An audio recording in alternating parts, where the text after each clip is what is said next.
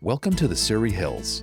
Located in southeast England, about an hour away from London, we're exploring a cluster of quintessential British villages, anchored by the beautiful village of Shere. If this scene looks familiar, it might be because you've seen it on the big screen. Shere is famous as the filming location for the English side of the film The Holiday. While the famous Holiday House doesn't actually exist, the charm of these villages is very real. Rolling countrysides, pheasants roaming the fields, and houses so old they have names instead of numbers. But we aren't just here for the scenery. We're here to explore the local boozers. Today, we're taking a scenic walk along the Tillingbourne River to hit 6 memorable pubs across Gomshall, Shere, Albury, and Little London. Let's have a quick beer in the Surrey Hills. We're starting our crawl just east of Shere in Gomshall at the Gomshall Mill. And yes, this used to be a real mill. In fact, the Tillingbourne River literally flows through the pub itself. It's an expansive spot with a restaurant, a loft, and a beautiful garden patio on the riverside. It feels a bit posh compared to some of the other local spots, but they take their beer seriously with 4 casks. The cozy fireplace snug is a perfect place to enjoy a pint. Just steps away from the mill is the Compasses Inn. If the mill was a bit posh, the Compasses brings just the right amount of local flavor. It's a bit more rustic and lived in, with an inviting riverside garden.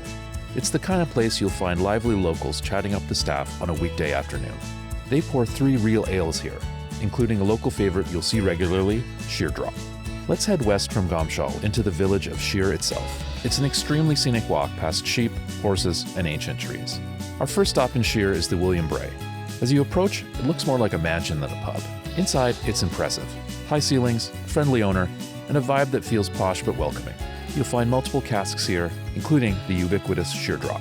It's a great 1-2 punch with our next stop. Right in the heart of the village is the White Horse. This is the one made famous by The Holiday. Because of the film connection, it fills up with tourists on the weekends. But it's still a proper pub, with a mix of locals and visitors. They have a number of different spaces and nooks to hide away in, plus a massive garden patio, and patio season lasts a long time in England. On the bar, you've got 4 real ales, including, you guessed it, Shere Drop. A quick note about pub culture here. You usually order at the bar, and pricing is all in, so no tax added at the end. And tipping generally isn't the culture. Also, standard full-size pints are the norm. The Brits take their measures seriously, and cask beer is almost always cheaper than regular draft. Continuing west, we land in the Drummond at Albury. This is a charming, quiet country pub. A long bar anchors the main room with a fireplace, creating a cozy atmosphere where you'll find dogs, families, and friends chatting or playing cards. It's the perfect place to settle in for a quiet pint. And if you'd like to stay a while, they even have guest rooms next door.